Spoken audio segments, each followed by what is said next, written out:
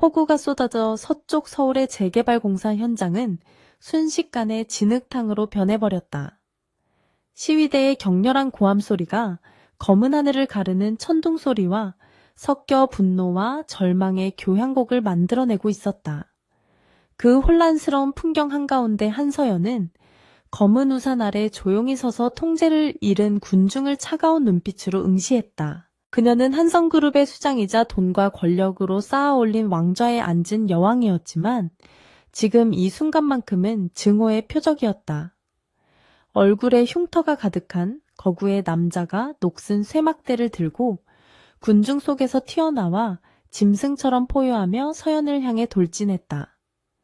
그녀와의 거리는 불과 세 걸음도 남지 않았다. 보안팀조차 갑작스러운 살기에 당황한 기색이 역력한 순간이었다. 하지만 쇠막대가 서연의 값비싼 트렌치코트 자락에 닿기도 전에 검은 그림자 하나가 무시무시한 속도로 파고들었다. 언제나 그림자처럼 그녀 곁을 지키던 경호팀장 강태성이 폭력배의 앞을 가로막아 섰다. 태성은 총을 꺼내지도 별다른 무기를 사용하지도 않았다. 그저 단단한 성벽처럼 왼팔을 들어 상대의 잔혹한 공격을 묵묵히 받아냈을 뿐이었다. 뼈와 금속이 부딪히는 둔탁한 소리가 빗소리를 뚫고 들려왔지만 태성의 얼굴은 미동조차 없이 차갑게 굳어 있었다. 그는 번개같이 몸을 돌려 오른손으로 상대의 손목을 낚아채더니 인간의 관절이 꺾일 수 없는 각도로 비틀어 버렸다. 거구의 남자가 고통에 찬 비명을 지르며 쇠막대를 진흙탕에 떨어뜨렸고 태성은 망설임 없이 유도 기술로 그를 바닥에 내리꽂았다. 모든 것은 순식간에 벌어진 일이었다. 기세등등하던 시위대는 누군가 목을 조른 듯 순식간에 침묵에 빠져들었다. 태성은 흐트러진 정장 소매를 무심하게 정리하며 똑바로 일어섰다.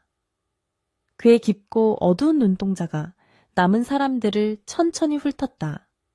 그것은 요란한 위협이 아닌 최상위 포식자가 보내는 무거운 경고였다. 한서연은 제자리에 서서 눈앞을 가로막은 태성의 넓은 등을 바라보았다. 그에게서 뿜어져 나오는 열기와 절대적인 안정감이 빗줄기를 뚫고 전해져 왔다. 그가 그녀를 구한 것은 이번이 처음이 아니었지만 이번만큼은 얼음장 같던 심장이 기묘하게 요동치는 것을 느꼈다. 상황 종료되었습니다. 회장님, 더 복잡해지기 전에 이곳을 떠나야 합니다. 태성의 낮고 거친 목소리가 서연을 현실로 불러왔다. 그는 방금 공격을 받아낸 팔의 고통을 완전히 무시한 채 그녀를 보호하며 대기 중이던 검은색 세단으로 이끌었다. 외부의 소음이 완전히 차단된 안락한 차 안에서 서연은 선글라스를 벗고 백미러를 통해 조수석에 앉은 태성을 훔쳐보았다. 가로등 불빛이 스쳐 지나갈 때마다 드러나는 그의 옆 얼굴은 강인하고 남성적이었다. 서연은 그의 손이 미세하게 떨리고 있음을 눈치챘다. 괜찮나? 아까 충격이 꽤 커 보였는데 병원에 들러서 검사를 받아보는 게 좋겠어. 서연이 침묵을 깨고 입을 열었다. 평소와 다름없는 침착한 어조였지만 예민한 사람이라면 그 속에 숨겨진 희미한 걱정을 읽어낼 수 있을 터였다. 태성은 백미러로 그녀와 눈을 맞추더니 황급히 고개를 숙이며 직업적인 거리를 유지했다. 괜찮습니다, 회장님. 제 피부는 두꺼워서 이 정도 충격은 아무것도 아닙니다. 제 임무는 회장님이 털끝 하나 다치지 않게 지키는 것뿐입니다.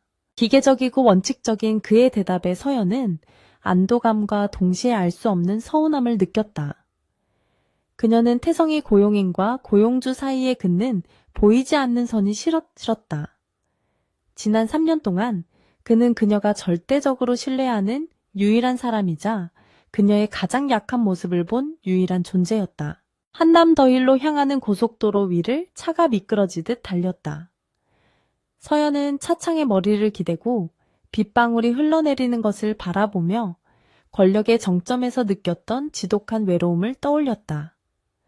명예와 부를 모두 가졌지만 거대한 저택으로 돌아가면 그녀를 반기는 것은 차가운 벽뿐이었다. 하지만 태성이 나타난 이후로 모든 것이 달라졌다. 그는 말이 없고 아첨할 줄도 몰랐지만 묵묵히 자신의 일을 수행하며 그녀를 상업세계의 폭풍으로부터 지켜주는 든든한 상과 같았다. 서연은 그를 단순한 고원이 아니라 한 남자로서 갈망하고 있음을 깨달았다. 저택 앞에 차가 멈추자 태성은 재빨리 내려 우산을 펴고 서연을 위해 뒷문을 열었다. 그녀가 차에서 내리던 순간 젖은 대리석 바닥에 하이힐 굽이 미끄러지며 몸이 휘청거렸다. 즉시 단단한 팔이 그녀의 허리를 감싸 안아 넘어지지 않게 지탱했다. 비 냄새와 섞인 그의 옅은 담배향, 그리고 남성적인 채취가 훅 끼쳐와 서연의 머릿속을 어지럽혔다. 찰나의 순간이 영원처럼 느껴졌다. 그녀는 고개를 들어 그의 깊은 눈동자를 바라보았고 그 무뚝뚝한 눈빛 깊은 곳에서 격렬하게 억누르는 감정을 읽어냈다. 태성은 황급히 그녀를 놓아주고 한 걸음 물러서며 평소보다 더 깊이 고개를 숙였다. 죄송합니다, 회장님. 결례를 범했습니다. 어디 다치신 곳은 없으십니까? 바닥이 미끄러우니 부디 조심하십시오. 그의 목소리는 미세하게 떨리고 있었다. 서연은 옷매무새를 다듬으며 평정심을 되찾았지만 마음속으로는 대담한 결정을 내렸다. 난 괜찮아. 고마워, 강 팀장. 오늘은 고생했으니 이만 퇴근해.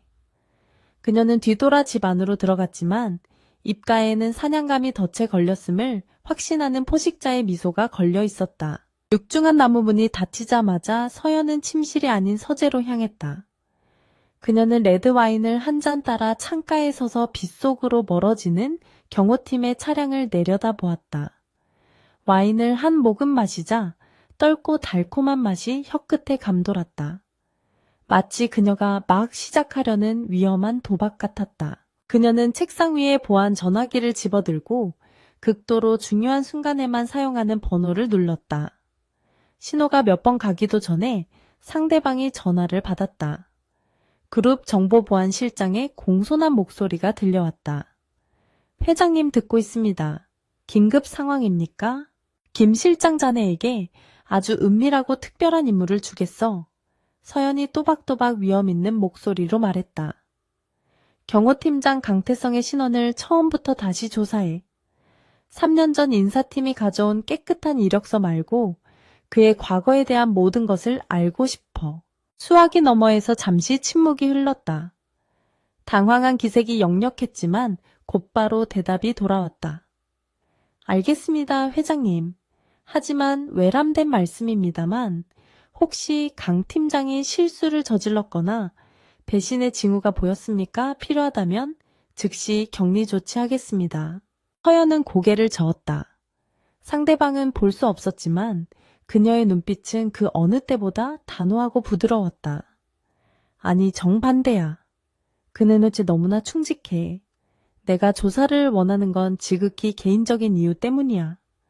그의 과거가 내 남편이 되는데 방해가 될지 확인하고 싶어서야. 그녀의 선언은 허공에서 터진 폭탄과도 같았다. 김 실장은 거칠게 숨을 들이키며 평정심을 유지하려 애썼다. 재계 서열 1위의 여성 총수가 개인 경호원과 결혼한다면 대한민국을 뒤흔들 스캔들이 될 것이 뻔했다. 하지만 그는 서연의 성격을 누구보다 잘 알았다. 명심하겠습니다, 회장님. 암흑가 소식통과 경찰 내부망을 총동원해 조사하겠습니다. 늦어도 내일 아침까지 강태성의 출생부터 현재까지의 상세한 보고서가 책상 위에 올라갈 겁니다.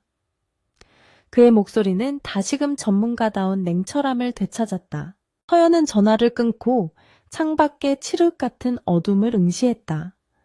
그녀는 자신의 명예와 심장을 건 거대한 도박을 시작하고 있었다. 그림자 속에 숨어 사는 남자 강태성. 도대체 그는 누구인가? 그토록 뛰어난 전투 능력과 기백을 가진 남자가 왜 이름 없는 경호원으로 살아가고 있는가? 한편 직원 숙소의 개인 방에서 강태성은 땀에 젖은 셔츠를 벗고 있었다. 조각상처럼 단단한 그의 상체에는 크고 작은 흉터들이 어지럽게 얽혀 있었다. 그것은 그가 필사적으로 묻어두려 했던 지옥 같던 세월의 흔적이었다. 그는 멍이 든 팔을 바라보며 한숨을 내쉬었다.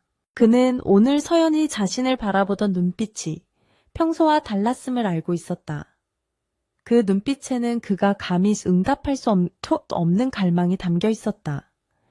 그는 목숨을 바쳐 그녀를 사랑했지만 그들 사이에는 넘을 수 없는 벽이 존재했다. 그녀는 찬란한 빛이었고 그는 더러운 어둠이었다. 태성은 침대 옆 서랍을 열어 낡고 빛바랜 사진 한 장을 꺼냈다. 사진 속에는 10년 전에 그가 삭발한 머리에 흉포한 눈빛을 하고 문신투성이의 건달들 사이에 서 있었다. 서연이 알게 된다면 경멸할 것이 뻔한 피와 자유를 대가로 치른 과거였다. 하지만 태성은 자신의 어두운 비밀이 담긴 판도라의 상자가 그가 가장 사랑하는 여자의 손에 의해 열리려 한다는 사실을 꿈에도 모르고 있었다. 그는 침대에 누워 빗소리를 들으며 막연한 불안감에 시달렸다. 폭풍 전야의 고요함이 그의 목을 조여오는 듯했다. 다음날 아침 회색 구름 사이로 희미한 햇살이 한성그룹 회장실을 비추었다. 한서연은 일찍부터 나와 마호가니 책상 뒤에 앉아 있었다. 그녀 앞에는 대회비 도장이 찍힌 두툼한 서류 봉투가 놓여 있었고 김 실장이 긴장된 표정으로 서 있었다. 회장님 지시하신 보고서입니다. 미리 말씀드리지만 내용은 충격적일 수 있습니다. 강태성의 진짜 신분은 우리가 상상했던 것보다 훨씬 복잡하고 위험합니다. 김 실장은 마치 그 서류를 건네주고 싶지 않다는 듯 망설이며 말했다. 서연은 서류 봉투를 바라보았다. 심장이 평소보다 빠르게 뛰었지만 그녀의 손은 망설임 없이 뻗어나갔다. 그녀는 은색 페이퍼 나이프를 들어 본긴을 단호하게 잘라냈다. 진실이 무엇이든 그녀는 마주해야 했다. 첫 장을 넘기자 붉은 글씨가 선명한 수감 기록과 함께 낯선 남자의 사진이 눈에 들어왔다. 위험 등급 조직폭력배 백호파 행동대장. 서류 봉투 속에서 쏟아져 나온 진실은 한서연의 예상을 훨씬 뛰어넘는 참혹한 것이었다. 살인치사라는 네 글자가 붉은 낙인처럼 그녀의 망막을 태우는 듯했다. 그것은 단순한 실수나 사고가 아닌 누군가의 생명을 끊어놓았다는 명백하고도 끔찍한 증거였다. 서연은 떨리는 손으로 입가를 가리며 솟구치는 구역질을 애써 참아내야 했다. 보고서의 다음 장에는 7년 전 사건의 경위가 건조한 문체로 상세히 기술되어 있었다. 인천의 한 폐창고에서 벌어진 조직 간의 세력 다툼, 그리고 그 과정에서 발생한 사망 사고였다. 당시 백호파의 행동대장이었던 강태성은 상대 조직원을 맨손으로 살해한 혐의로 징역 5년을 선고받고 복역했다는 내용이었다. 그녀가 알고 있던 강태성의 모습과 서류 속의 살인자는 도저히 같은 사람이라고 믿기지 않았다. 비 오는 날 그녀가 넘어지지 않도록 단단히 붙잡아주던 따뜻한 손이 과거에는 사람을 죽이는 흉기였다는 사실이 그녀를 혼란스럽게 만들었다. 서연은 배신감과 공포, 그리고 여전히 남아있는 연정 사이에서 길을 잃은 기분이었다. 김 실장은 창백해진 서연의 안색을 살피며 조심스럽게 입을 열었다. 회장님, 지금 당장 보안팀을 호출하여 강 팀장의 신병을 확보할까요? 과거를 숨기고 위장 취업한 것만으로도 충분히 법적인 책임을 물을 수 있습니다. 그는 전문가답게 냉철한 해결책을 제시하며 지시를 기다렸다. 서연은 잠시 눈을 감고 혼란스러운 숨을 골랐다. 그녀의 이성은 당장 그를 해고하고 경찰에 넘기라고 소리치고 있었지만 가슴 한구석에서는 그에게 해명할 기회를 주어야 한다고 외치고 있었다. 그녀는 천천히 고개를 저으며 김 실장에게 물러가라는 손짓을 했다. 아니, 아직은 아무것도 하지 마. 내가 직접 확인해야겠어. 김 실장은 나가서 강 팀장을 내 방으로 들여보내. 단 다른 직원들이 눈치채지 못하도록 자연스럽게 행동해야 해. 서연의 목소리는 차가웠지만 끝부분이 미세하게 갈라지고 있었다. 그녀는 진실을 마주할 준비가 되어 있지 않았다. 김 실장이 나가고 얼마 지나지 않아 육중한 집무실 문이 열렸다. 강태성이 들어와 습관처럼 문을 잠그고 서연을 향해 정중하게 고개를 숙였다. 평소와 다름없는 단정하고 묵직한 모습이었지만 서연의 눈에는 이제 그의 주변을 감싸고 있는 어두운 그림자가 보였다. 태성은 고개를 드는 순간 방 안을 가득 채운 무거운 공기를 본능적으로 감지했다. 그의 시선이 서연의 책상 위에 흩어져 있는 서류들과 붉은색 도장이 찍힌 자신의 과거 기록에 머물렀다. 그는 놀라거나 당황하는 기색 없이 마치 언젠가 올 것이 왔다는 듯 덤덤한 표정을 지었다. 부르셨습니까, 회장님? 태성의 목소리는 평소보다 더 낮고 건조하게 가라앉아 있었다. 그는 변명을 준비하거나 용서를 구하려는 비굴한 태도를 보이지 않았다. 그저 자신의 죄를 온전히 받아들이려는 죄인의 모습으로 서연의 처분을 기다릴 뿐이었다. 서연은 책상 모서리를 꽉 쥐어 하얗게 질린 손가락을 숨겼다. 그녀는 그에게 소리치고 싶었다. 왜 나를 속여뒀느냐고, 그동안 보여준 충성심은 모두 연기였느냐고 묻고 싶었다. 하지만 막상 그의 깊고 슬픈 눈을 마주하자 목구멍이 꽉 막혀 아무런 말도 나오지 않았다. 설명해봐. 이 서류에 적힌 내용이 전부 사실이야. 네가 정말로 사람을 죽였어. 서연은 겨우 입을 열어 가장 묻기 두려웠던 질문을 던졌다. 그녀의 눈동자가 흔들리며 태성의 입술만을 바라보았다. 제발 아니라고, 오해라고 말해 주기를 간절히 바랐다. 태성은 잠시 시선을 아래로 떨구었다가 다시 서연을 똑바로 응시했다.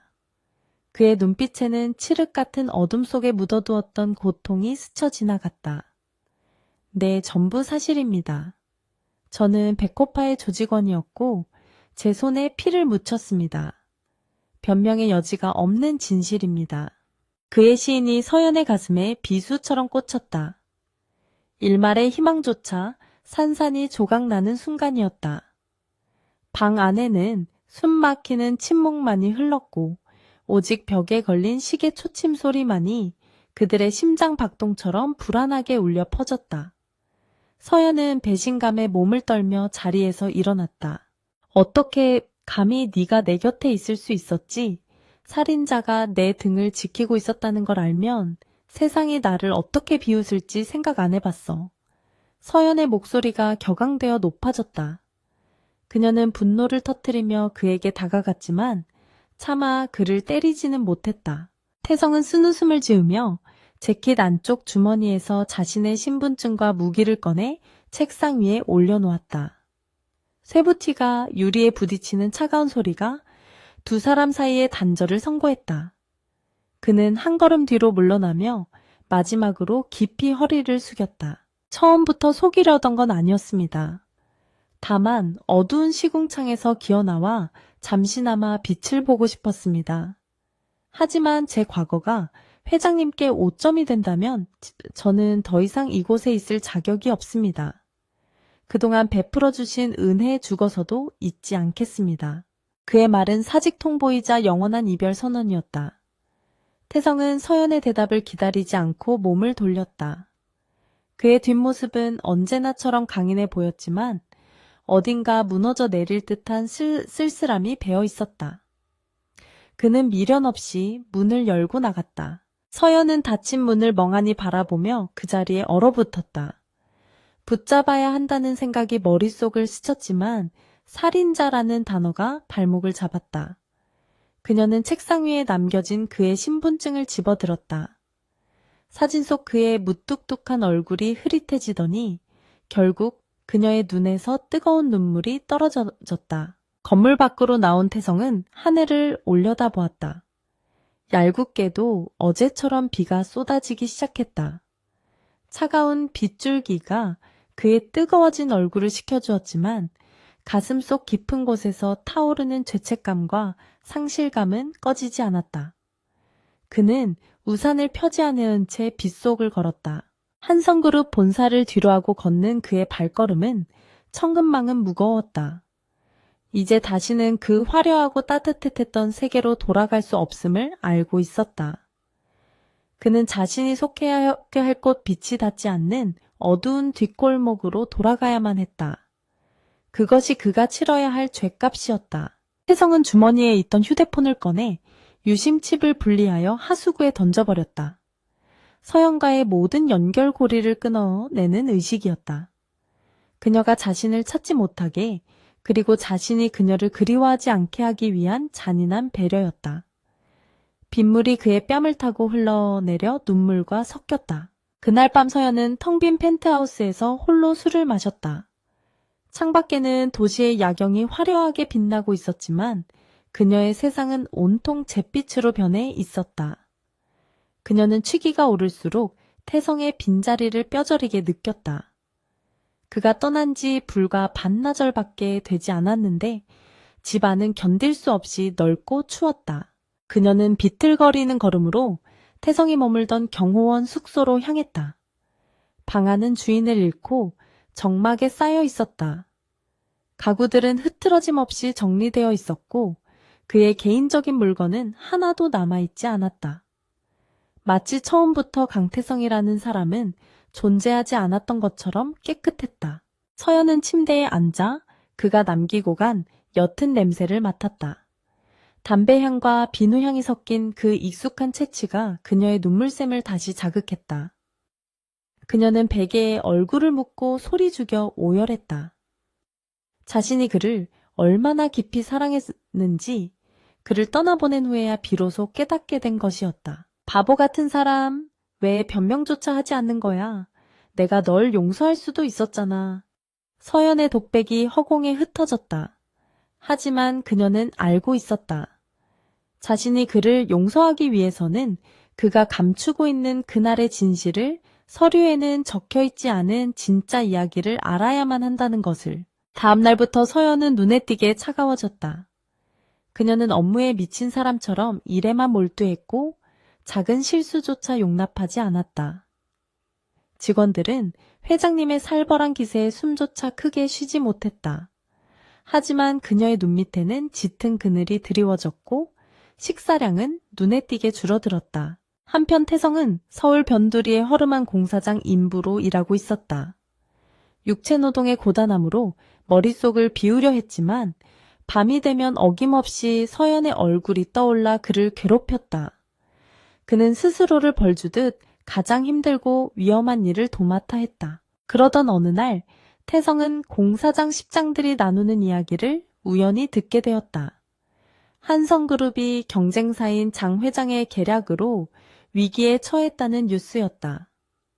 서연의 이름이 거론되자 태성의 심장이 덜컥 내려앉았다. 그는 흙투성이가 된 장갑을 벗어 던지고 편의점으로 달려가 TV 뉴스를 확인했다. 화면 속의 서연은 수많은 기자들에게 둘러싸여 곤혹스러운 표정을 짓고 있었다. 그녀를 보호해야 할 경호원들은 우왕좌왕하며 제대로 대처하지 못하고 있었다. 태성은 주먹을 불끈 쥐었다. 자신의 부재가 그녀를 위험에 빠뜨리고 있었다. 그림자 속에 숨어있기로 맹세했던 그의 다짐이 흔들리기 시작했다. 서울의 화려한 넌사인이 닿지 않는 도시의 이면, 영등포의 낡은 여관방에는 곰팡이 냄새와 싸구려 소주 냄새가 진동하고 있었다. 강태성은 삐걱거리는 침대에 걸터앉아 멍하니 벽에 걸린 달력을 응시했다. 그가 한서연의 곁을 떠난 지 벌써 일주일이 지났지만 체감 시간은 마치 10년처럼 길고 고통스럽게 느껴졌다. 그는 낮에는 공사판에서 시멘트 포대를 나르고 밤에는 이 비좁은 방에 틀어박혀 스스로를 고립시켰다. 육체적인 고통으로 정신적인 괴로움을 잊으려 했지만 눈을 감으면 어김없이 서연에 차가우면서도 슬픈 눈동자가 떠올랐다. 그녀를 지키지 못한다는 무력감이 밤마다 그를 악몽 속으로 밀어넣었다. 태성은 떨리는 손으로 소주잔을 입에 털어넣었다. 독한 알코올이 식도를 타고 내려가며 일시적인 마비를 가져다 주었지만 가슴 한구석에 뚫린 구멍은 메워지지 않았다. 그는 자신이 떠나는 것이 그녀를 위한 최선이라고 믿었지만 지금 이 순간 그 선택이 과연 옳았는지 끊임없이 되묻고 있었다. 같은 시각 한성그룹 본사 55층 회장실의 공기는 살얼음판처럼 차가웠다. 한서연은 창가에 서서 내려다 보이는 서울의 야경을 바라보고 있었지만 그녀의 눈에는 아무런 감정도 담겨 있지 않았다. 그녀의 등 뒤에는 새로 부임한 경호팀장 박철민이 긴장한 자세로 서 있었다. 박 팀장, 오늘 일정이 어떻게 되지? 서연이 뒤를 돌아보지 않는 채 물었다. 그녀의 목소리는 건조했고 예전과 같은 생기가 느껴지지 않았다. 태성이 있었을 때는 굳이 묻지 않아도 그가 알아서 모든 동선을 완벽하게 파악하고 브리핑해주곤 했었다. 그 사소한 편안함이 얼마나 소중했는지 뼈저리게 느끼는 중이었다. 아, 네, 회장님. 오후 7시에 장두식 회장님 주최의 자선 경매 행사가 있습니다. 그리고 그 후에는 임원들과의 만찬이 예정되어 있습니다. 박 팀장은 태블릿 PC를 허둥지둥 조작하며 대답했다. 그의 목소리에는 확신이 없었고 서연의 날카로운 기세에 눌려 식은땀을 흘리고 있었다. 서연은 한숨을 삼키며 돌아섰다. 인류 보안업체에서 스카우트했다는 엘리트들이었지만 그들에게는 태성에게서 느껴지던 동물적인 감각과 절대적인 충성심이 결여되어 있었다.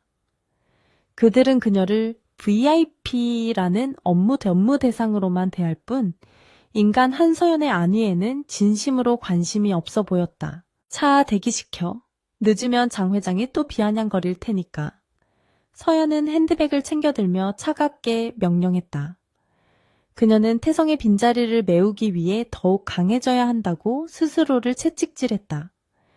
약한 모습을 보이는 순간 호시탐탐 그녀의 자리를 노리는 하이에나들이 달려들 것임을 잘 알고 있었기 때문이다. 행사장으로 이동하는 차 안서연은 습관처럼 조수석을 쳐다보았지만 그곳에는 낯선 박 팀장의 뒤통수만이 보일 뿐이었다. 태성은 운전 중에도 백미러를 통해 끊임없이 그녀의 상태를 체크하고 필요할 때는 묵묵히 물병이나 담요를 건네주곤 했었다. 지금은 그 배려 깊은 침묵 대신 어색한 정적만이 감돌고 있었다. 그때 갑자기 차가 급정거하며 서연의 몸이 앞으로 쏠렸다. 앞좌석에 머리를 부딪힐 뻔한 그녀는 미간을 찌푸리며 고개를 들었다. 무슨 일이야? 그녀의 목소리에 짜증이 섞여 나왔다. 운전기사는 당황하며 백미러를 통해 사과했다. 죄송합니다, 회장님. 갑자기 오토바이가 끼어드는 바람에 박 팀장은 허둥지둥 무전기를 들고 다른 차량과 소통하려 했지만 상황 판단이 느렸다. 태성이었다면 이미 차에서 내려 상황을 정리하고 우발적인 사고인지 계획된 위협인지 파악했을 것이다. 서연은 불안감을 느끼며 창밖을 내다보았다. 헬멧을 쓴 오토바이 운전자가 묘한 시선으로 차 안을 훑어보고는 사라졌다. 단순한 난폭 운전이 아니었다. 서연의 본능이 경고음을 울렸다. 그것은 정찰이었다. 누군가 그녀의 방어태세를 시험해보고 있는 것이 분명했다. 태성이 사라졌다는 사실이 알려지자마자 어둠 속에 숨어있던 적들이 서서히 이빨을 드러내기 시작한 것이다. 행사장에 도착하자 수많은 플래시 세례가 터졌다. 서연은 완벽한 포커페이스를 유지하며 레드카펫을 밟았다. 하지만 그녀를 애워싼 경호원들의 대형은 어설펐고 사각지대가 너무 많았다. 그녀는 등 뒤가 서늘해지는 것을 느끼며 억지 미소를 지어야 했다. 연회장 안은 화려한 드레스와 턱시도를 입은 상류층 인사들로 붐볐다. 그 중심에는 경쟁사인 대형그룹의 장두식 회장이 와인잔을 들고 거만하게 서 있었다. 그는 서연을 발견하자마자 뱀처럼 교활한 미소를 지으며 다가왔다. 그의 눈빛은 끈적하고 불쾌했다. 오한 회장 오늘따라 더 아름답군요. 그런데 늘 그림자처럼 붙어 다니던 그 듬직한 보디가드는 어디 갔습니까? 소문에 의하면 주인을 물려다가 쫓겨났다던데. 장 회장의 비아냥거림에 주변 사람들이 킥킥거리며 웃음을 참았다. 명백한 도발이었다. 서연은 주먹을 꽉 쥐었지만 표정 하나 바꾸지 않고 대꾸했다. 개인 사정으로 그만뒀습니다. 장 회장님은 남의 집 가정사에 관심이 많으시군요. 본인 회사 주가 방어나 신경 쓰시는 게 좋을 텐데요. 그녀의 날카로운 방역에 장 회장의 얼굴이 일순간 굳어졌다. 헤어 말은 여전히 맵게 하는군. 하지만 조심하는 게 좋을 거야. 맹견이 사라진 빈집에는 도둑이 들기 마련이니까. 장 회장은 낮게 속삭이며 서연의 어깨를 툭 치고 지나갔다. 그것은 단순한 농담이 아닌 명백한 선전포고였다. 서연은 그의 뒷모습을 노려보며 등골이 오싹해짐을 느꼈다. 한편 태성은 공사장 인근의 포장마차에서 국밥으로 끼니를 때우고 있었다. TV 뉴스에서는 자선 행사장의 모습이 생중계되고 있었다. 화면 구석에 잡힌 서연의 모습은 화려했지만 위태로워 보였다. 그리고 그녀 주위를 맴도는 낯선 경호원들의 엉성한 움직임이 태성의 눈에 거슬렸다. 저런 놈들에게 맡기다니 제정신인가. 태성은 숟가락을 내려놓고 화면을 뚫어지게 응시했다. 전문가의 눈으로 보기에 현재 서연의 경우 상태는 최악이었다. 접근을 허용하는 거리가 너무 가까웠고 비상탈출로는 전혀 확보되지 않은 상태였다. 만약 누군가 마음만 먹으면 당장이라도 은뢰어도마 그녀를 해칠 수 있었다. 그때 화면 속에서 낯익은 얼굴이 스쳐 지나갔다. 웨이터 복장을 하고 있었지만 태성은 단번에 알아볼 수 있었다. 과거 자신의 조직과 적대 관계였던 칠성파의 행동대원이었다. 그가 왜 저곳에 있는 것일까 불길한 예감이 태성의 뇌리를 스쳤다. 태성은 자리를 박차고 일어났다. 더 이상 숨어서 지켜볼 수만은 없었다. 그는 자신의 과거가 그녀를 더럽힐까봐 떠났지만 그녀가 위험에 처하는 것을 보고만 있는 것은 더 큰 죄악이었다. 그는 낡은 작업복을 벗어던지고 옷장 깊숙이 넣어두었던 검은색 점퍼를 꺼내 입었다. 그는 오토바이 헬멧을 쓰고 빗속으로 질주했다. 심장이 터질 듯이 뛰었다. 제발 늦지 않아야 해. 태성은 엑셀을 끝까지 당기며 서울의 밤거리를 가로질렀다. 비에 젖은 아스팔트 위로 가로등 불빛이 길게 늘어지며 그의 앞길을 비추었다. 행사장에서는 경매가 한창 진행 중이었다. 서연은 피로감을 느끼며 테라스로 나와 잠시 휴식을 취하고 있었다. 박 팀장은 그녀와 너무 멀리 떨어져서 딴청을 피우고 있었고 테라스 주변은 경비가 허술했다. 그녀는 난간에 기대어 깊은 한숨을 내쉬었다. 그때 어둠 속에서 누군가 소리 없이 그녀의 뒤로 접근했다. 웨이터 복장을 한 남자가 품에서 날카로운 잭나이프를 꺼내 들었다. 서연은 인기척을 느끼고 뒤를 돌아보았지만 이미 남자는 코앞까지 다가와 있었다.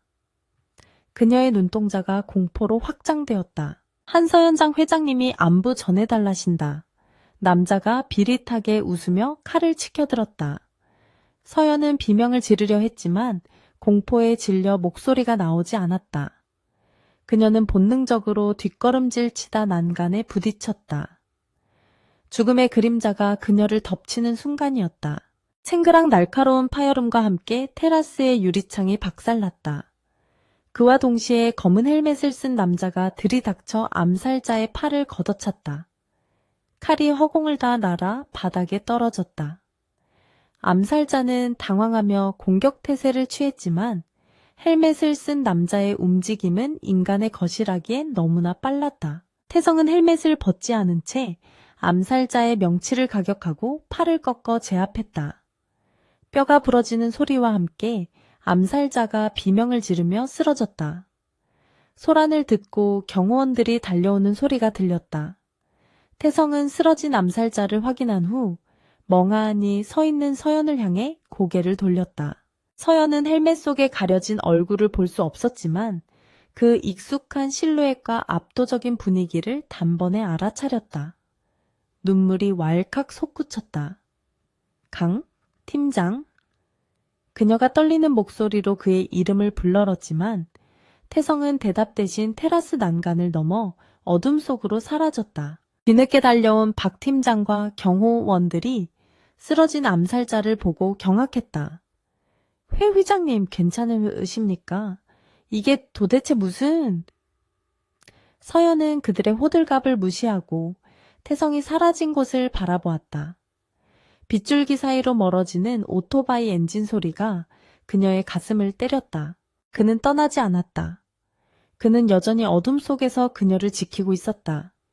서연은 두려움이 사라지고 그 자리에 뜨거운 용기가 차오르는 것을 느꼈다.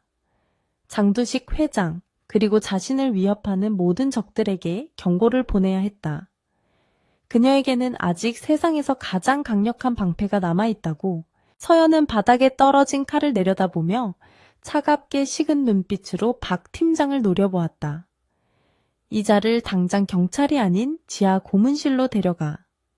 배우가 누구인지 내 입으로 직접 들어야겠어.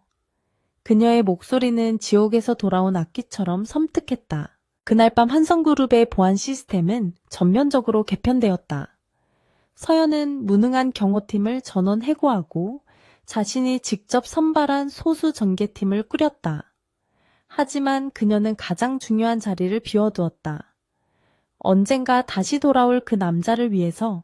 태성은 멀리 떨어진 한강 둔치에 오토바이를 세우고 헬멧을 벗었다.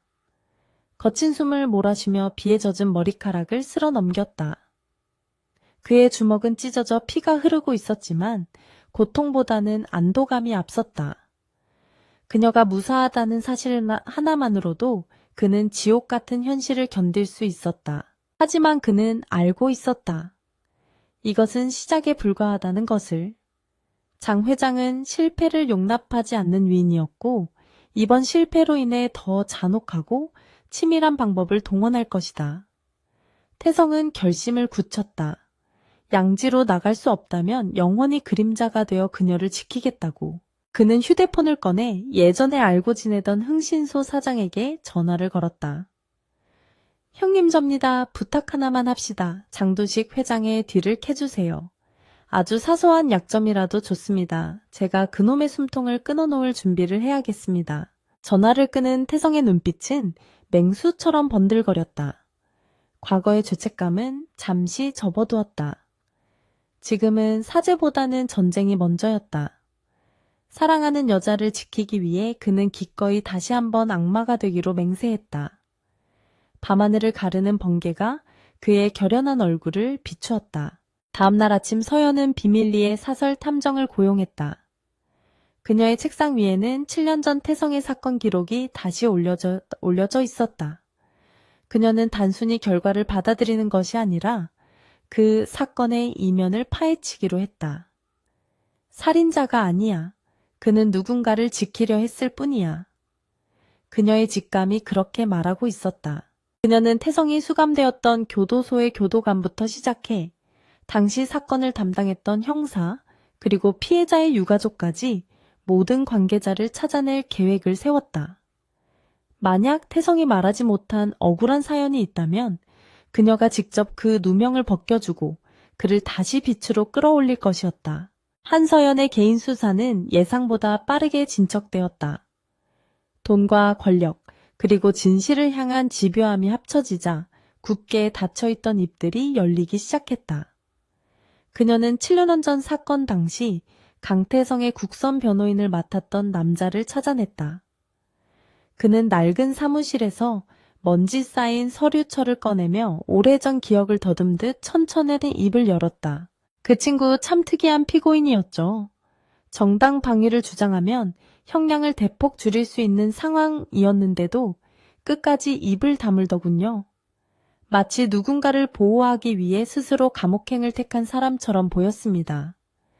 판결이 확정되던 날 그가 처음으로 저에게 했던 말이 아직도 기억납니다. 변호사는 안경을 고쳤으며 서연을 응시했다. 그 아이는 안전합니까? 그게 그의 유일한 관심사였습니다. 피해자라고 알려진 죽은 남자는 사실 악질적인 인신매매 브로커였습니다. 강태성은 빚 때문에 팔려갈 위기에 처한 여동생의 친구를 구하려다 싸움에 휘말린 겁니다. 서연은 망치로 머리를 맞은 듯한 충격을 받았다. 서류상에 적힌 살인이라는 단어 뒤에 숨겨진 진실은 숭고한 희생이었다.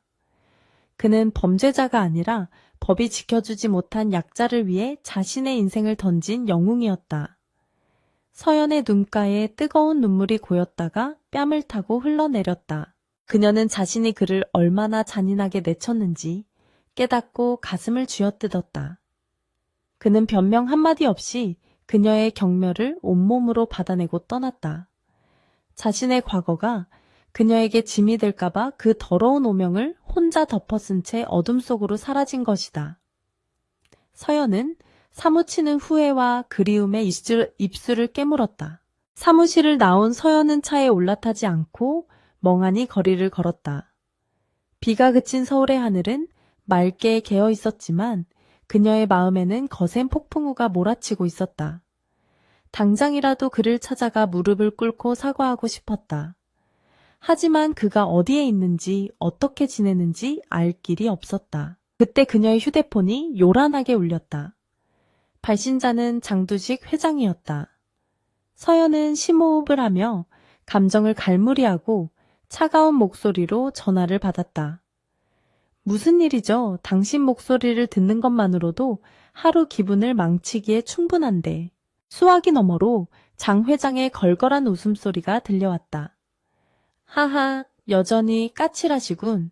지난번 행사장 일은 유감이었어. 내 부하들이 과잉 충성을 하느라 실수를 좀 했더군. 사과의 의미로 오늘 저녁 식사에 초대하고 싶네. 우리 사이의 해묵은 오해도 풀고 사업 이야기도 좀 나누자는 취지에서. 서연은 코웃음을 쳤다.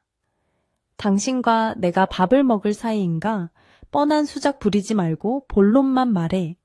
그녀는 전화를 끊으려 했지만 장 회장의 다음 말이 그녀의 손을 멈칫하게 만들었다. 강태성, 그 친구 이야기를 좀 해줄까 하는데. 그가 왜 내 밑에 있다가 쫓겨났는지 궁금하지 않나. 그것은 명백한 미끼였다. 서연은 이것이 함정임을 직감했다. 장 회장은 그녀를 고립된 장소로 유인해 협박하거나 위해를 가하려는 속셈이 분명했다. 하지만 강태성에 관한 이야기라는 말에 이성이 마비되었다. 그에 대해 티끌만큼이라도 더 알고 싶은 욕망이 두려움을 압도했다. 장소는 어디죠? 서연의 물음에 장 회장은 승리감에 도취된 목소리로 대답했다. 청담동에 있는 내 개인 별장 시크릿 가든 일세. 보안이 철저한 곳이니 경호원들은 밖에서 대기하게. 자네 혼자 들어오는 게 조건이야. 우리 둘만의 은밀한 대화가 필요하니까. 전화를 끊은 서연은 즉시 보안팀장에게 지시를 내렸다. 오늘 저녁 청담동 시크릿 가든으로 간다. 내 옷 속에 도청장치와 위치 추적기를 심어. 그리고 만약 내가 신호를 보내면 경찰을 부르지 말고 즉시 진입해서 날 확보해. 알겠나? 그녀는 호랑이 굴로 들어갈 준비를 마쳤다. 한편 영등포의 쪽방촌에서 강태성은 노트북 화면을 응시하고 있었다. 그는 흥신소를 통해 장두식 회장의 일거수일투족을 감시하고 있었다. 화면 속 도청 프로그램에서 장 회장과 서연의 통화 내용이 흘러나왔다. 태성의 눈빛이 순식간에 매섭게 변했다. 미친놈, 감히 그녀를 그곳으로 부르다니. 시크릿 가든은 겉으로는 고급 사교 클럽처럼 보이지만 실상은 정재계 인사들의 추악한 욕망이 거래되는 밀실이었다. 그곳은 한번 들어가면 제 발로 걸어 나오기 힘든 완벽하게 통제된 요새와도 같았다. 태성은 자리를 박차고 일어났다. 서연이 아무리 대비를 한다 해도 그곳의 생리를 모르는 그녀에게는 역부족이었다. 장 회장은 단순한 협박으로 끝낼 위인이 아니었다. 그는 서연을 약물로 무력화시키고 약점을 잡아 한성그룹을 통째로 삼키려 들 것이다. 그는 옷장 밑바닥에 숨겨두었던 낡은 가방을 꺼냈다. 가방 안에는 그가 조직 시절 사용했던 특수 장비들이 들어있었다. 소음기가 부착된 권총 대신 그는 단검 2자루와 연막탄 그리고 와이어를 챙겼다. 오늘 밤 그는 경호원이 아닌 사냥꾼이 되어야 했다. 청담동의 언덕 위에 위치한 시크릿 가든은 높은 담벼락과 울창한 조경수로 둘러싸여 있어 내부가 전혀 보이지 않았다. 서연의 차가 정문에 도착하자 검은 양복을 입은 거구의 사내들이 차를 막아 세웠다. 그들은 서연을 제외한 경호원들의 출입을 철저히 통제했다. 서연은 핸드백을 꽉 쥐고 차에서 내렸다.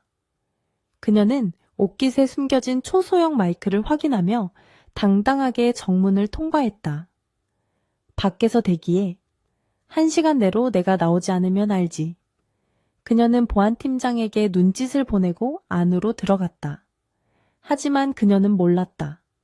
이곳에 전파 차단 장치가 이미 작동하고 있다는 것을. 안내를 받아 들어간 별장 내부는 호화로움의 극치였다. 대리석 바닥과 샹들리에가 눈부시게 빛났지만 공기 중에는 묘하게 비릿한 향이 감돌았다. 장 회장은 넓은 응접실 소파에 앉아 와인을 흔들며 서연을 맞이했다. 그의 곁에는 험상궂은 인상의 경호원 4명이 버티고 서 있었다. 어서 오게 한 회장. 생각보다 담력이 세군. 정말 혼자 올 줄은 몰랐어. 장 회장은 비열하게 웃으며 맞은편 자리를 권했다. 테이블 위에는 이미 붉은 와인이 채워진 잔이 놓여 있었다. 서연은 자리에 앉지 않고 그를 노려보았다. 용건만 간단히 하죠. 강태성에 대해 뭘 알고 있다는 거지. 장 회장은 혀를 쯧쯧 찼다. 성격도 급하시긴 일단 한 잔 들고 시작하지. 아주 귀한 빈티지 와인이야. 그는 턱짓으로 와인잔을 가리켰다. 서연은 잔을 들어 올리는 척하다가 그대로 바닥에 쏟아버렸다. 붉은 액체가 흰 카펫을 적시며 퍼져나갔다.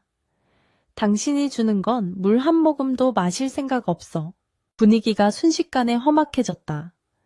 장 회장의 표정이 싸늘하게 굳었다. 호의를 무시하면 대가를 치러야지.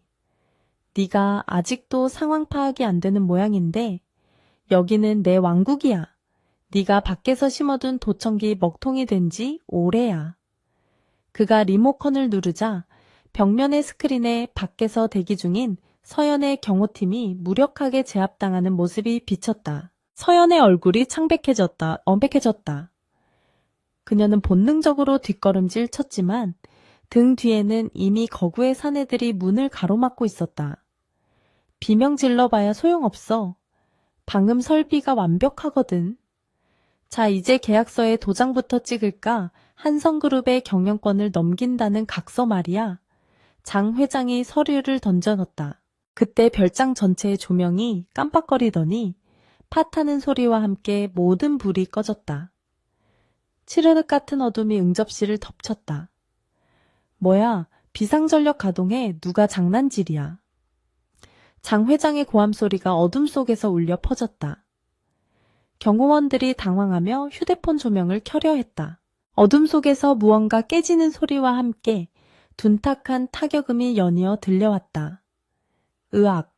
비명소리가 짧게 끊기더니 쿵 하고 무거운 물체가 쓰러지는 소리가 났다. 혼란에 빠진 장 회장이 소리쳤다. 누구냐 당장 불 켜기? 하지만 대답 대신 공포에 질린 부하들의 신음소리만 들려올 뿐이었다. 서연은 벽에 등을 기댄 채 숨을 죽이고 있었다. 어둠 속에서 느껴지는 기척은 낯설지 않았다. 그것은 차갑고도 날카로운, 그러나 그녀에게만은 한없이 안전했던 그 남자의 기운이었다. 그녀의 심장이 미친 듯이 뛰기 시작했다. 그가 왔다. 그가 나를 구하러 왔다.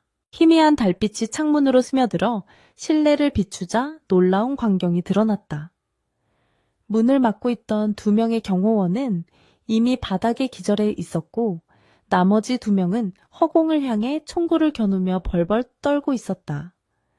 그리고 천장의 샹들리에 위에 마치 거미처럼 매달려 있는 검은 그림자가 보였다. 태성은 와이어를 타고 소리 없이 내려와 한 놈의 뒤를 잡았다. 그는 망설임 없이 상대의 목을 조르며 기절시켰다. 남은 한 명이 뒤를 돌아보며 총을 쏘려 했지만 태성이 던진 단검이 그의 손등을 꿰뚫어 얼었다. 총이 바닥에 떨어지고 태성은 순식간에 거리를 좁혀 그를 니킥으로 날려버렸다. 불과 1분도 차이 되지 않아 상황은 종료되었다. 장 회장은 공포에 질려 소파 뒤로 숨으며 소리 질렀다. 너는 강태성 내 놈이 어떻게 여기를. 그는 태성의 눈빛을 보자마자 7년 전 자신이 짓밟으려 했던 그 미친 개가 돌아왔음을 깨달았다. 태성은 장 회장에게 시선조차 주지 않는 채 서연에게 다가갔다. 그는 어둠 속에서도 정확하게 그녀의 위치를 찾아냈다. 그의 손에는 피가 묻어 있었지만 서연의 뺨을 감싸는 손길은 깃털처럼 조심스러웠다. 늦어서 죄송합니다, 회장님. 다치신 곳은 없으십니까? 서연은 그의 목소리를 듣자마자 다리에 힘이 풀려 주저앉을 뻔했다. 태성은 그녀를 단단히 부축했다. 강 팀장, 정말 당신이야. 내가 꿈꾸는 거 아니지. 서연은 떨리는 손으로 그의 얼굴을 만지려 했다. 하지만 태성은 고개를 돌려 그녀의 손길을 피했다. 시간이 없습니다. 곧 지원 병력이 도착할 겁니다. 나가야 합니다. 태성은 감정을 억누르며 그녀의 손목을 잡고 이끌었다. 그는 장 회장에게 다가가 싸늘하게 경고했다. 오늘 일은 시작에 불과해. 목 씻고 기다리고 있어. 내 여자를 건드린 대가가 어떤 건지 뼈저리게 느끼게 해줄 테니까. 장 회장은 공포에 질려 바지에 오줌을 지리며 고개를 끄덕였다. 태성은 서연을 데리고 별장의 뒷문으로 향했다. 그는 복잡한 미로 같은 정원을 익숙하게 빠져나갔다. 그의 등은 여전히 넓고 든든했지만 서연은 그가 또다시 자신을 떠나려 한다는 것을 본능적으로 느꼈다. 보안이 허술한 담벼락 개구멍을 통해 밖으로 나오자 태성이 미리 준비해둔 오토바이가 덤불 속에 숨겨져 있었다. 그는 헬멧을 서연에게 씌워주며 말했다. 이걸 타고 내려가면 큰 길이 나옵니다. 거기서 택시를 잡으십시오. 저는 뒤처리를 하고 가겠습니다. 서연은 그의 옷자락을 붙잡았다. 안 돼. 같이 가. 이번에는 절대로 혼자 안 보내. 네가 살인자가 아니란 거 다 알아. 왜 그랬는지도 다 알았다고. 그러니까 제발 나랑 같이 가자. 그녀의 눈에서 눈물이 하염없이 흘러내렸다. 태성의 눈동자가 흔들렸다. 그녀가 모든 진실을 알았다는 사실에 가슴이 벅차올랐지만 지금은 감상에 젖을 때가 아니었다. 멀리서 사이렌 소리와 함께 장 회장의 추가 병력이 접근하는 소리가 들려왔다. 그는 결단을 내려야 했다. 회장님, 지금 저랑 같이 있으면 위험합니다. 저는 이제 쫓기는 신세가 될 겁니다. 회장님은 빛 속에 계셔야 합니다. 제가 어둠 속에서 모든 장애물을 치울 때까지 잠시만 기다려 주십시오. 태성은 그녀의 이마에 짧게 입을 맞추고 그녀를 억지로 오토바이에 태웠다. 가십시오, 지금 당장.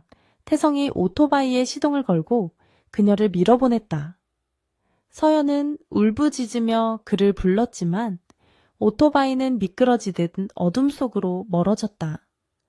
태성은 그녀가 안전하게 사라지는 것을 확인한 후 뒤따라오는 추격대를 향해 몸을 돌렸다. 그는 주머니에서 연막탄을 꺼내 핀을 뽑았다. 자욱한 연기가 숲을 뒤덮었다. 태성은 그 연기 속으로 사라지며 스스로에게 맹세했다. 이 싸움을 끝내고 당당하게 그녀의 앞에 설 수 있는 날이 올 때까지 멈추지 않겠다고. 사냥꾼의 밤은 이제 막 시작되었다. 한서연이 탄 택시가 한남동 저택에 도착했을 때 동쪽 하늘은 이미 푸르스름하게 밝아오고 있었다. 그녀는 뜬 눈으로 밤을 지새웠지만 피로감보다는 혈관을 타고 흐르는 뜨거운 아드레날린이 그녀를 각성시키고 있었다. 그녀의 머릿속은 오직 한 가지 생각 강태성을 지옥 같은 죄책감에서 끌어올려야 한다는 일념으로 가득 차 있었다. 저택에 들어서자마자 그녀는 기다리고 있던 박 팀장과 보안 요원들을 지나쳐 서재로 직행했다. 밤새 그녀의 귀환을 초조하게 기다리던 비서실장이 안도하며 달려왔지만 서연은 손을 들어 제지했다. 그녀는 지금 당장 위로를 받을 시간이 없었다. 그녀에게는 전쟁을 준비할 시간이 필요했다. 지금 당장 법무팀장과 홍보실장을 호출해. 그리고 7년 전 인천 사건의 유일한 생존자 김민지라는 여성을 찾아. 그녀가 어디에 있든 무슨 일을 하든 상관없어. 헬기를 띄워서라도 오늘 점심 전까지 내 앞에 데려와. 서연의 명령은 차갑고 단호했다. 그녀는 샤워실로 들어가 거울을 마주했다. 거울 속에 자신은 헝클어진 머리에 흙투성이가 된 드레스를 입고 있었지만 눈빛만은 그 어느 때보다 생생하게 살아있었다. 강태성이 자신의 목숨을 걸고 지켜낸 이 생명, 이제는 그녀가 그를 위해 사용할 차례였다. 한편 서울 외곽의 허름한 모텔방에서 강태성은 상처를 치료하고 있었다. 장 회장의 부하들과 격투를 벌이면서 옆구리에 깊은 자상을 입었지만 병원에 갈 수는 없었다. 그는 편의점에서 산 소독약과 붕대로 대충 지혈을 하고 진통제 몇 알을 씹어 삼켰다. 침대에 누워 천장을 바라보자 어젯밤 서연이 보여준 눈물이 자꾸만 떠올랐다. 그녀는 알고 있었다. 자신이 살인귀가 아니라는 것을, 그날의 피 묻은 손이 누군가를 살리기 위한 발버둥이었다는 것을. 그 사실이 그에게 기묘한 구원과 동시에 더 큰 두려움을 안겨주었다. 그녀가 진실을 알았다고 해서 자신의 과거가 지워지는 것은 아니었다. 그는 여전히 전과자였고 어둠의 세계에 발을 담갔던 사람이었다. 그녀와 함께하기에는 자신이 너무나 불결하게 느껴졌다. 태성은 쓰라린 상처 부위를 쥐어뜯으며 스스로를 자책했다. 하지만 그는 장두식 회장이 여기서 멈추지 않을 것임을 잘 알고 있었다. 놈은 자존심에 큰 상처를 입었고 서연이 살아 돌아간 이상 자신의 비리가 폭로될까 두려워 발악할 것이다. 태성은 서연을 지키기 위해 다시 한번 그림자가 되어야 했다. 그는 고통을 참으며 몸을 일으켰다. 정꼬가 조금 지난 시각 한성그룹 본사 회장실에는 긴장감이 감돌았다. 서연의 맞은편 소패는 20대 중반의 평범해 보이는 여성이 앉아 있었다. 그녀는 잔뜩 겁을 먹은 표정으로 찻잔을 만지작거렸다. 그녀가 바로 7년 전 태성이 구했던 김민지였다. 갑작스럽게 모셔와서 미안해요. 하지만 당신의 도움이 절실히 필요했습니다. 서연은 부드럽지만 힘 있는 목소리로 말했다. 강태성 씨를 기억하나요? 7년 전 인천의 폐창고에서 당신을 구해준 그 사람 말이에요. 김민지의 손이 찻잔을 떨어뜨릴 뻔했다. 그녀의 눈동자가 심하게 흔들렸다. 그분을 아시나요? 당연히 기억하죠. 제 생명의 은인인걸요. 그날 그분이 아니었다면 저는 끔찍한 곳으로 팔려가서 죽었을 거예요. 그녀의 목소리는 떨리고 있었다. 서연은 테이블 위에 놓인 태성의 사진을 그녀에게 보여주었다. 이 사람은 살인자가 되어 감옥에 갔습니다. 당신을 납치했던 그 브로커를 막으려다가요. 하지만 세상은 아직도 그를 흉악범으로만 기억하고 있어요. 민지 씨 그날의 진실을 증언해 줄 수 있나요? 좀디요, 좋은 밥 정말 주제에. 김민지는 눈물을 글썽이며 고개를 끄덕였다. 물론이에요. 저는 그동안 너무 무서워서 숨어 살았어요. 하지만 그분이 저 때문에 인생을 망쳤다는 죄책감에 하루도 편히 잠든 적이 없어요. 제가 도울 수 있는 일이라면 뭐든지 하겠습니다. 서연은 안도감에 깊은 숨을 내쉬었다. 이제 가장 강력한 무기가 손에 들어왔다. 그녀는 즉시 법무팀장에게 지시하여 김민지의 증언을 녹취하고 재심 청구를 위한 준비를 시작했다. 그리고 언론에 장 회장의 비리를 터뜨릴 타이밍을 계산했다. 그날 밤 서연은 태성이 숨어 있을 만한 곳을 추적하기 시작했다. 그녀는 그가 화려한 호텔이나 안전한 은신처가 아닌 과거의 기억이 머무는 곳에 있을 것이라 확신했다.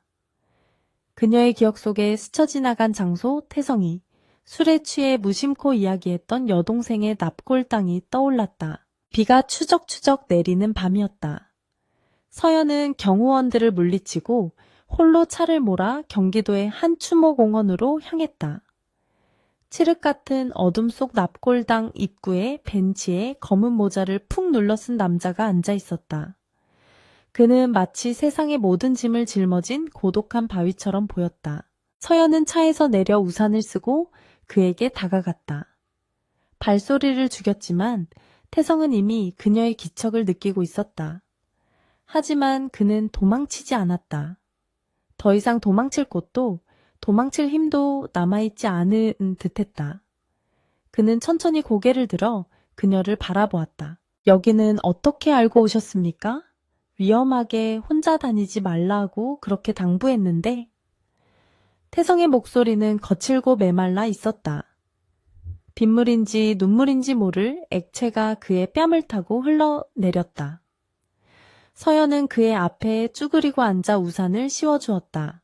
당신이 갈 곳이 여기밖에 없다는 걸 알았으니까.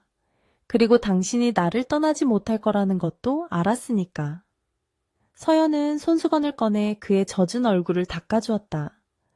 태성은 그녀의 손길을 거부하지 못하고 가만히 눈을 감았다. 왜 도망가지 않았어? 내가 오지 않았으면 밤새 여기서 비를 맞고 있었을 거야. 서연의 질책 섞인 물음에 태성은 쓴웃음을 지었다. 갈 곳이 없습니다. 회장님 곁이 아니면 세상 어디에도 제가 숨 쉴 곳은 없더군요. 그의 고백은 서연의 심장을 꿰뚫었다. 그녀는 더 이상 참지 못하고 그를 와락 끌어안았다. 빗물에 젖은 그의 옷에서 차가운 냉기가 느껴졌지만 서로의 천이 닿자 뜨거운 열기가 피어올랐다. 바보 같은 사람, 누가 당신더러 떠나라고 했어. 내가 허락 안 했잖아. 태성은 망설이다가 조심스럽게 팔을 들어 그녀의 등을 감싸 안았다. 제 손은 더럽습니다, 회장님. 사람을 죽였고 어둠 속에서 살았습니다. 당신처럼 빛나는 사람 곁에 있으면 제 그림자가 당신을 덮칠 겁니다. 서연은 그의 품에서 빠져나와 그의 눈을 똑바로 응시했다. 아니, 틀렸어. 당신 손은 더럽지 않아. 당신은 악마로부터 한 아이를 구했어. 그리고 나를 지옥에서 꺼내줬어. 그건 살인이 아니라 구원이었어. 오늘 그 아이를 만났어, 김민지 씨 말이야. 태성의 눈동자가 크게 흔들렸다. 김민지, 그가 목숨을 걸고 구했던 그 이름. 그녀가 살아있고 서연이 그녀를 만났다는 사실에 그는 말을 잇지 못했다. 민지 씨가 증언하겠대. 당신은 영웅이라고. 당신의 죄가 아니라 당신의 용기를 세상에 알리겠대. 서연은 주머니에서 서류 한 장을 꺼내 그에게 건넸다. 그것은 한성그룹 법무팀이 작성한 재심 청구서와 복직 명령서였다. 이건 법적인 면죄부야. 그리고 이건 내 마음의 명령서야. 강태성 다시 내 곁으로 돌아와. 경호원이 아니라 내 파트너로서. 태성은 떨리는 손으로 서류를 받아들었다. 글자들이 빗물에 번져갔지만 그 의미는 명확하게 가슴에 박혔다. 그는 자신이 평생 짊어지고 왔던 죄책감이라는 무거운 족쇄가 풀리는 소리를 들었다. 처음으로 그에게도 행복해질 자격이 있다는 희망이 보였다. 회장님, 아니 서연 씨. 태성이 처음으로 그녀의 이름을 불렀다. 저를 받아주시겠습니까? 이 망가진 인생이라도 괜찮으시다면 제 남은 목숨을 전부 당신에게 바치겠습니다. 그는 무릎을 꿇고 그녀의 손등에 이마를 대며 맹세했다. 서연은 눈물을 흘리며 미소 지었다. 당신 인생은 망가지지 않았어. 이제부터 우리가 새로 쓰면 되니까. 그녀는 그를 일으켜 세우고 빗속에서 그에게 깊게 입을 맞췄다. 차가운 빗줄기도 두 사람의 뜨거운 사랑을 식히지는 못했다. 하지만 그들의 재회는 오래가지 못했다. 서연의 휴대폰이 요란하게 울렸다. 김 실장의 다급한 목소리가 빗소리를 뚫고 들려왔다. 회장님, 큰일 났습니다. 장두식 회장이 미쳤습니다. 그가 용병들을 고용해서 지금 회장님을 납치하려고 추모공원으로 이동 중입니다. 인갱모 지원가이 된대야. 혜성의 눈빛이 순식간에 매서운 맹수의 것으로 변했다. 그는 서연을 자신의 등 뒤로 숨기며 주변을 경계했다. 멀리서 여러 대의 차량이 라이트를 켜고 산길을 올라오는 것이 보였다. 엔진 소리가 으르렁거리며 저기를 드러내고 있었다. 놈들이 냄새를 맡았군요. 빠릅니다. 태성은 침착하게 상황을 분석했다. 이곳은 막다른 길이었다. 도망칠 곳은 산속의 숲길 뿐이었지만 빗길이라 위험 부담이 컸다. 하지만 태성은 더 이상 혼자가 아니었다. 그에게는 지켜야 할 사람과 지켜야 할 이유가 있었다. 서연 씨, 저를 믿습니까?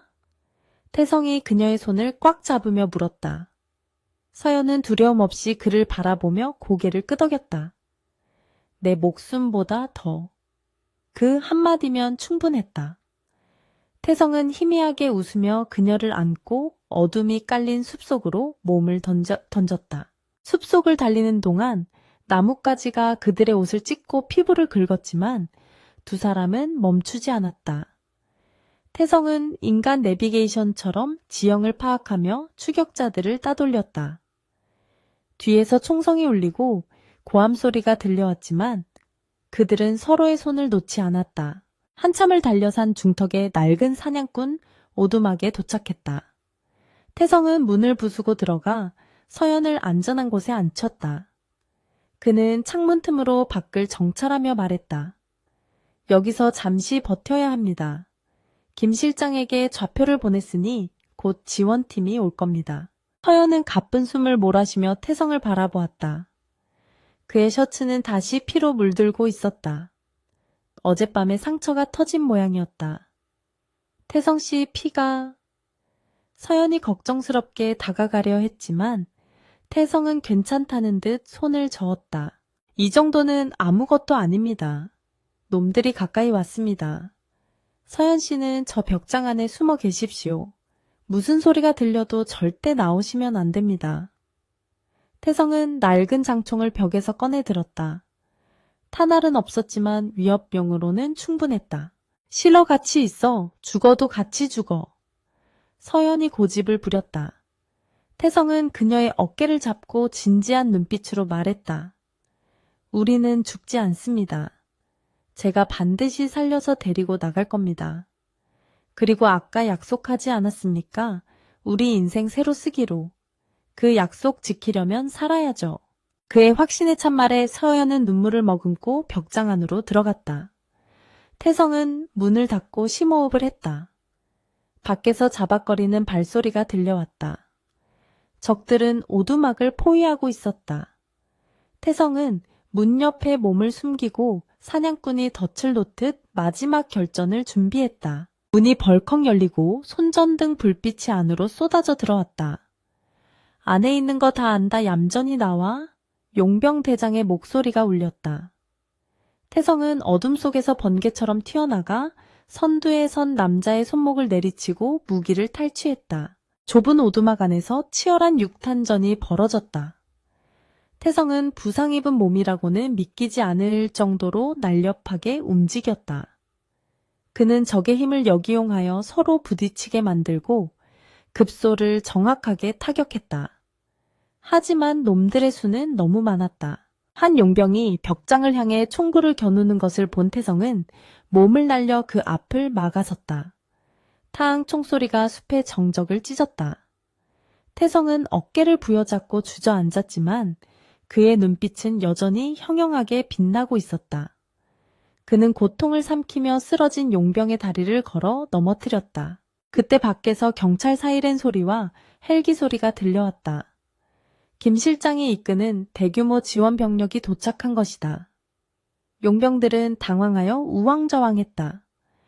철수의 함정이다. 대장의 외침과 함께 놈들은 뿔뿔이 흩어져 도망치기 시작했다. 태성은 힘이 풀려 바닥에 쓰러졌다. 벽장문이 열리고 서연이 뛰쳐나와 그를 끌어안았다. 태성씨 정신 차려요, 제발. 그녀의 절규가 오두막을 가득 채웠다. 태성은 흐릿해지는 시야 속에서 그녀의 얼굴을 보며 희미하게 미소 지었다. 지켰습니다. 약속. 그는 그 말을 끝으로 정신을 잃었다. 서연은 피투성이가 된 그를 안고 오열했다. 밖에서는 구조대원들이 달려오는 소리가 들렸지만 그녀의 귀에는 아무것도 들리지 않았다. 오직 태성의 심장 소리만이 세상의 전부였다. 서울로 이송되는 구급 헬기 안서연은 태성의 손을 놓지 않았다. 의료진이 그의 상태를 체크하며 분주하게 움직였다. 서연은 창밖의 서울 야경을 내려다보며 맹세했다. 장두식 그를 파멸시키리라. 내 남자를 이렇게 만든 대가를 천배 만배로 갚아주리라. 그녀의 눈빛은 더 이상 단순히 사랑에 빠진 여자의 것이 아니었다. 그것은 복수의 화신이자 자신의 제국을 지키려는 여자의 눈빛이었다. 태성이 흘린 피는 거대한 폭풍을 불러올 씨앗이 되었다. 이제 진짜 전쟁이 시작되려 하고 있었다. 서울대학병원 수술실 앞 수술 중이라는 붉은 등이 켜져 있었다. 복대는 숨막히는 침묵만이 감돌았고 소독약 냄새가 한서연의 코끝을 찔렀다. 그녀는 피 묻은 드레스를 갈아입지도 못한 채 차가운 플라스틱 의자에 앉아 미동도 하지 않고 수술실 문만을 응시하고 있었다. 그녀의 옆에는 김 실장이 불안한 표정으로 서 있었고 병원장과 의료진들이 그녀의 눈치를 살피며 대기 중이었다. 강태성은 헬기로 이송되는 도중 한 번 심정지가 왔었다. 그 사실이 서연의 심장을 난도질했지만 그녀는 울지 않았다. 지금은 슬퍼할 시간이 아니라 분노를 집행할 시간이었다. 김 실장 준비한 자료는 어떻게 됐지? 서연의 목소리는 지옥에서 불어오는 바람처럼 차갑고 건조했다. 김 실장은 마른 침을 삼키며 태블릿 PC를 내밀었다. 모든 준비가 끝났습니다. 언론사, 검찰, 그리고 국세청까지 동시에 자료가 전송될 겁니다. 엔터키 하나만 누르시면 됩니다. 서연은 화면 속에 정리된 장두식 회장의 비리 목록을 훑어보았다. 횡령 배임 청부 폭력, 그리고 인신매매 조직과의 연루 증거들. 이것은 태성이 목숨을 걸고 지켜낸 김민지의 증언과 그가 과거에 모아두었던 비밀 장부들이 합쳐진 결과물이었다. 그녀의 손가락이 망설임 없이 전송 버튼을 눌렀다. 시작해. 장두식의 모든 것을 뼈 한 조각 남기지 말고 씹어 먹어버려. 서연의 명령과 함께 대한민국을 뒤흔들 거대한 폭풍이 시작되었다. 뉴스 속보가 터져 나오기 시작했고 인터넷 포털 사이트는 장두식과 대형그룹의 이름으로 도배되었다. 같은 시각 강남의 안정가옥에 숨어있던 장두식 회장은 TV 화면을 보며 위스키 잔을 집어던졌다. 이 망할 년이 감히 나를 건드려. 그는 분노로 몸을 떨었지만 동시에 뼛속 깊은 곳에서 공포가 피어올랐다. 자신의 왕국이 모래성처럼 무너져 내리고 있었다. 그의 휴대폰이 미친 듯이 울려댔다.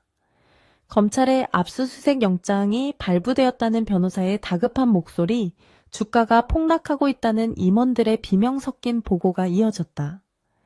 장 회장은 전화기를 벽에 던져 박살냈다. 이제 그에게 남은 것은 법적인 대응이나 타협이 아니었다. 이대로는 못 죽어. 절대로 혼자는 안 죽어. 장 회장의 눈에 광기가 서렸다. 그는 쥐새끼처럼 구석에 몰렸지만 그렇게 더욱 위험한 맹독을 품게 되었다.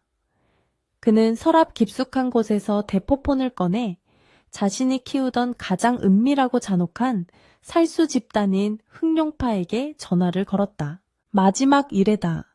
돈은 얼마든지 주마. 지금 당장 한서연을 내 눈앞에 끌고 와. 그녀가 병원에 있다는 건 알고 있다.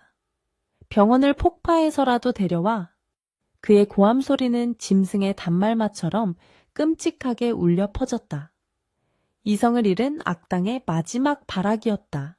병원 수술실에 불이 꺼지고 집도이가 피로한 기색으로 걸어 나왔다. 서연은 벌떡 일어나 그에게 다가갔다. 어떻게 됐습니까? 말해봐요. 어서. 평정심을 유지하던 그녀의 가면이 순간적으로 무너져 내렸다. 의사는 마스크를 벗으며 옅은 미소를 지었다. 천만다행입니다. 총알이 주요 장기를 비껴갔습니다. 출혈이 심해 위험한 고비가 있었지만 환자분의 생존 의지가 워낙 강해서 잘 버텨냈습니다. 지금은 회복실로 옮겼고 마취가 풀리면 중환자실로 이동할 겁니다. 의사의 말에 서연은 다리에 힘이 풀려 휘청거렸다. 그녀는 김 실장의 부축을 받으며 회복실로 향했다. 산소호흡기를 쓴 채 누워있는 태성의 얼굴은 창백했지만 규칙적으로 오르내리는 가슴이 그가 살아있음을 증명하고 있었다. 서연은 떨리는 손으로 그의 차가운 손을 잡고 이마에 입을 맞췄다. 고마워요. 사라져가지고 정말 고마워. 그녀는 태성의 귓가에 속삭였다. 그때 김 실장이 조심스럽게 다가와 말했다. 회장님 잠시 회사에 다녀오셔야 할 것 같습니다. 이사회가 긴급 소집되었습니다. 장 회장의 해임안과 인수합병건을 지금 처리하지 않으면 기회를 놓칠 수 있습니다. 서연은 갈등했다. 태성의 곁을 한시도 떠나고 싶지 않았다. 하지만 태성이 목숨 걸고 만든 기회였다.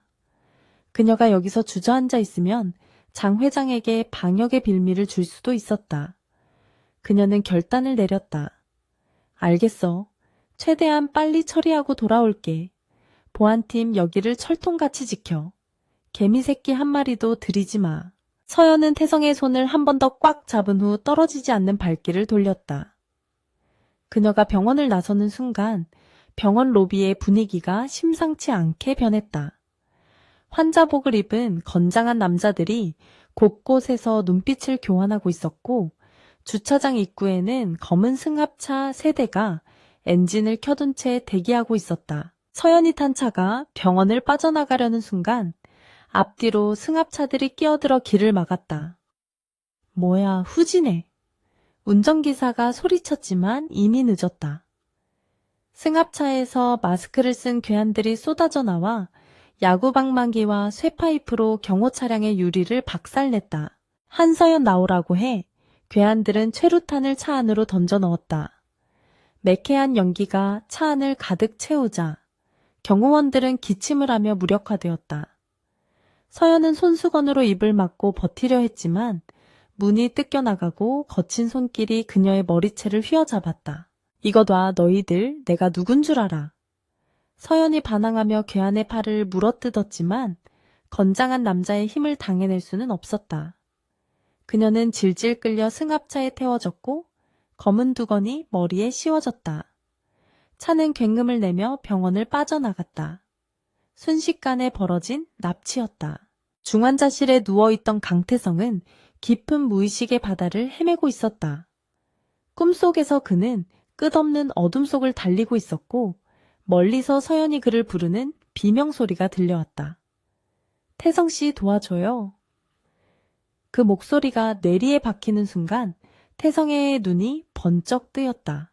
그는 거친 숨을 몰아쉬며 상체를 일으키려 했지만 온몸을 짓누르는 통증에 신음했다. 옆에 있던 간호사가 기겁하며 달려왔다. 환자분 일어나시면 안 됩니다. 방금 수술 끝나셨어요.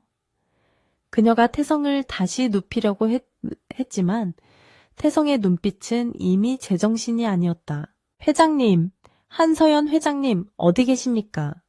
태성이 쉰 목소리로 물으며 간호사의 팔을 잡았다. 악력이 엄청났다. 간호사는 공포에 질려 더듬거렸다. 회 회장님은 방금 회사로 가신다고 나가셨는데요. 밖에서 무슨 소란이 있었는지 사이렌 소리가 그 말을 듣는 순간 태성의 머릿속에서 경보음이 울렸다. 느낌이 좋지 않았다. 아니, 확신이 들었다. 놈들이 움직였다. 자신이 쓰러진 틈을 타 서연을 노린 것이다. 태성은 링거 바늘을 거칠게 뽑아버렸다. 피가 튀어 시트를 적셨지만 그는 아랑곳하지 않았다. 안 돼요, 미쳤어요. 지금 움직이면 죽어요. 간호사가 비명을 질렀지만 태성은 비틀거리는 몸을 이끌고 병실 밖으로 나갔다. 복대는 쓰러진 경호원들과 깨진 유리 조각들이 널려 있었다. 아비규환의 현장을 본 태성의 눈이 뒤집혔다. 그는 바닥에 떨어진 경호원의 무정이를 집어들었다. 치지직거리는 잡음 사이로 김 실장의 절규가 들려왔다. 회장님이 납치되셨다.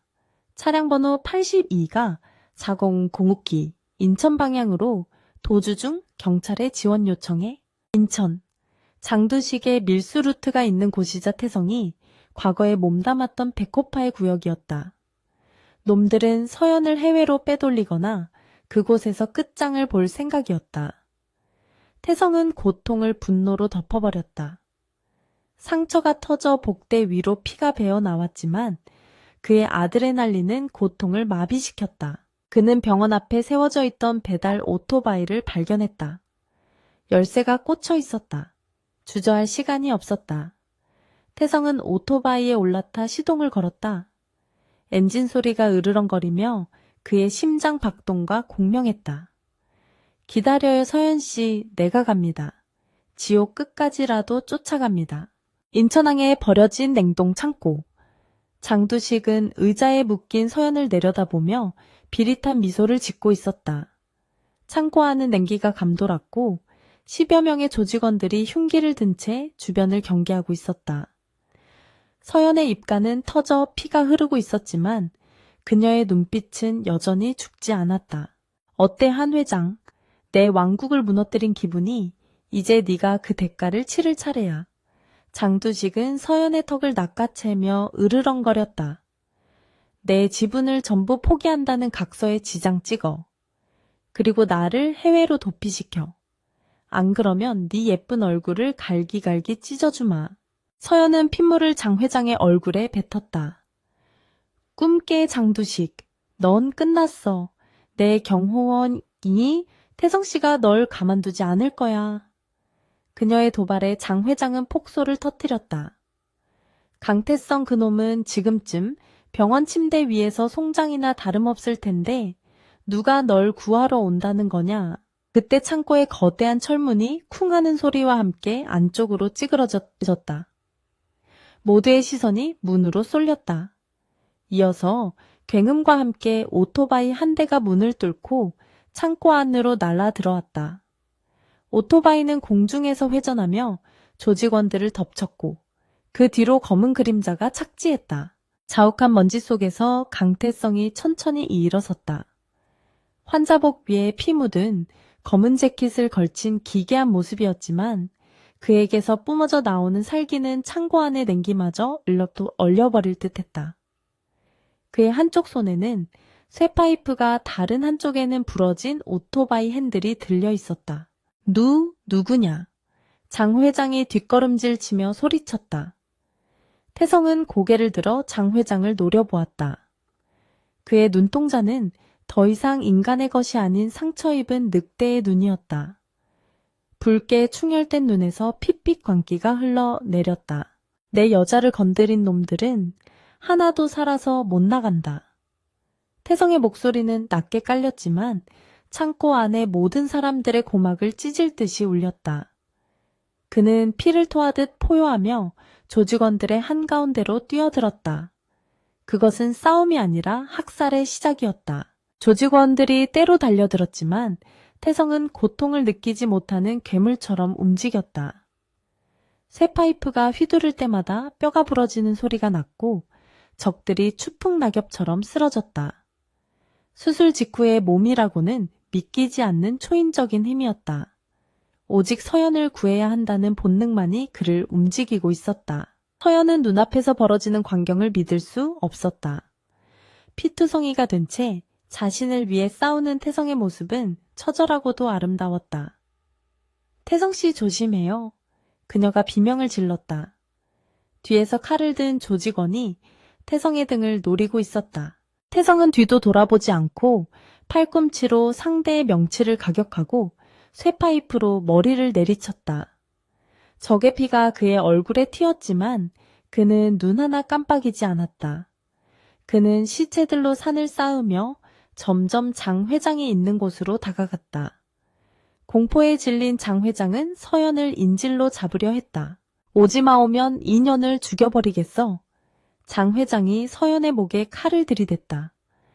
태성의 발걸음이 멈췄다. 그의 거친 숨소리가 창고 안에 울려 퍼졌다. 복부에 상처가 터져 피가 바닥으로 뚝뚝 떨어지고 있었다. 하지만 그의 시선은 서연에게서 한순간도 떨어지지 않았다. 그 칼 내려놔. 태성이 한 걸음씩 다가갔다.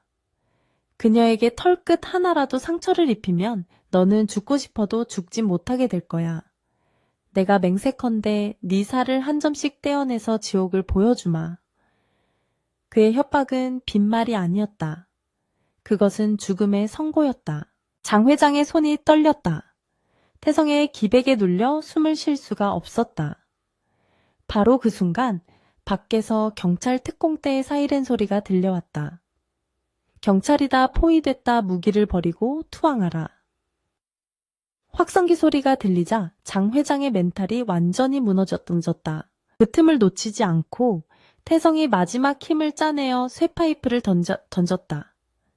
파이프는 정확하게 날아가 장 회장의 어깨를 강타했다. 으악, 장 회장이 비명을 지르며 칼을 떨어뜨렸다. 태성은 순식간에 거리를 좁혀 장 회장을 걷어차고 서연을 감싸 안았다. 그거 괜찮으십니까? 서연 씨. 태성은 그녀를 품에 안자마자 긴장이 풀리며 스르르 무너져 내렸다. 그의 의식은 한계에 다다르고 있었다. 서연은 쓰러지는 그를 받아 안으며 오열했다. 안 돼, 태성씨 눈 떠, 제발 눈 감지 마. 창고문이 열리고 경찰 특공대가 들이닥쳤다. 그들은 바닥에 질비한 조직원들과 피투성이가 된 두 사람을 보고 경악했다. 서연은 태성을 끌어안고 세상이 떠나가라 울부짖었다. 그녀의 눈물과 태성의 피가 섞여 차가운 콘크리트 바닥을 적셨다. 폭풍 같은 밤이 지나고 있었다. 수술실 앞의 공기는 사형 집행장을 방불케 하는 무거움으로 짓눌려 있었다. 한서연은 벽에 등을 기댄 채 붉게 점등된 수술 중이라는 글자만을 뚫어지게 응시하고 있었다.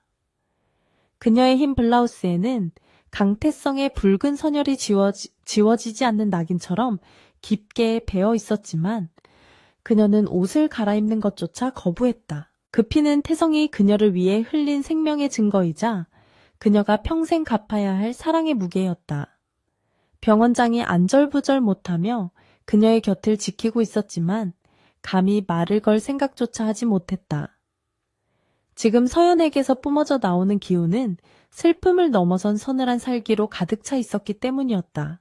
병원장님, 서연의 갈라진 목소리가 정적을 깼다. 그녀는 시선을 돌리지 않은 채 나직하게 그러나 뼛속까지 사무치는 어조로 말했다. 만약 저 안에 있는 사람이 잘못된다면 이 병원은 내일 아침 문을 닫게 될 겁니다. 한성그룹의 모든 자본과 권력을 동원해서 이 재단을 공중분해시킬 테니까요. 그것은 단순한 협박이 아니었다. 사랑하는 이를 잃을지도 모른다는 공포가 만들어낸 처절한 선언이었다. 병원장은 식은땀을 흘리며 의료진에게 최선을 다하라는 지시를 거듭 내렸다. 시간은 영원처럼 더디게 흘러렀고 서연의 손톱은 손바닥을 파고들어 피가 맺힐 지경이었다. 한편 대한민국은 한서연 회장의 납치 사건과 장두식 회장의 체포 소식으로 발칵 뒤집혀 있었다. 뉴스에서는 인천 냉동 창고에서 벌어진 혈투의 현장이 역과 없이 보도되었고 피투성이가 된 채 서연을 안고 있던 남자의 정체에 대한 온갖 추측이 난무하고 있었다. 사람들은 그를 의문의 영웅이라 부르기도 했고 일각에서는 그가 과거 조직폭력배 출신이라는 점을 들어 재벌가의 숨겨진 해결사라며 악의적인 프레임을 씌우기도 했다. 여론은 뜨겁게 달아올랐고 한성그룹 홍보팀은 쏟아지는 문의 전화에 마비될 지경이었다. 장두식은 현장에서 체포되어 경찰병원으로 이송되었다. 그의 어깨뼈는 으스러졌고 정신적으로 완전히 붕괴된 상태였다. 태성이 보여준 압도적인 공포가 그의 영혼을 잠식해버린 것이다. 그는 수갑을 찬 채 그놈은 사람이 아니야, 악마야? 라고 중얼거리며 헛소리를 반복했다. 새벽 4시가 되어서야 수술실에 불이 꺼졌다. 집도이가 지친 기색으로 걸어 나왔다. 서연은 감전된 듯 몸을 일으켜 그에게 다가갔다. 의사는 마스크를 벗으며 깊은 한숨을 내쉬었다. 그 찰나의 침묵이 서연의 심장을 멈추게 만들었다. 기적이라고 밖에는 설명할 수 없습니다. 상처가 터져 과다출혈 쇼크가 왔었고 장기 손상도 심각했습니다. 보통 사람이라면 병원에 도착하기도 전에 사망했을 겁니다. 하지만 환자분의 생존 본능이 의학적 상식을 뛰어넘었습니다. 고비는 넘겼습니다. 그 말을 듣는 순간 서연의 다리에서 힘이 빠져나갔다. 김 실장이 황급히 그녀를 부축했다. 참아왔던 눈물이 댐이 무너지듯 쏟아져 내렸다. 그녀는 바닥에 주저앉아 오열했다. 그것은 안도감과 미안함, 그리고 벅찬 감사가 뒤섞인 눈물이었다. 태성은 중환자실로 옮겨졌다. 온몸에 붕대를 감고 산소호흡기에 의지한 채 잠들어 있는 그는 마치 부서진 인형처럼 위태로워 보였다. 서연은 방호복을 입고 안으로 들어가 그의 곁에 앉았다. 굵고 거칠었던 그의 손은 창백하게 식어 있었다. 조금만 더 자요.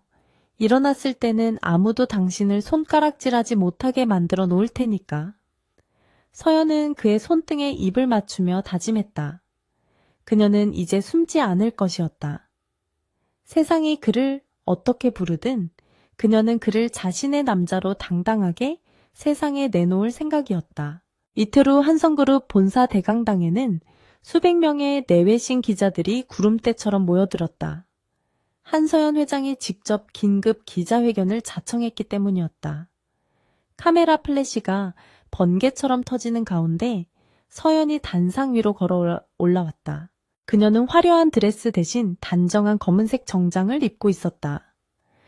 화장기 없는 얼굴은 다소 수척해 보였지만 눈빛만은 그 어느 때보다 강인하고 맑았다. 그녀는 마이크 앞에 서서 잠시 좌중을 둘러본 뒤 준비해온 원고를 덮어버렸다. 저는 오늘 한성그룹의 회장이 아닌 한 남자의 여자로서 이 자리에 섰습니다. 그녀의 첫마디에 장내가 술렁거렸다.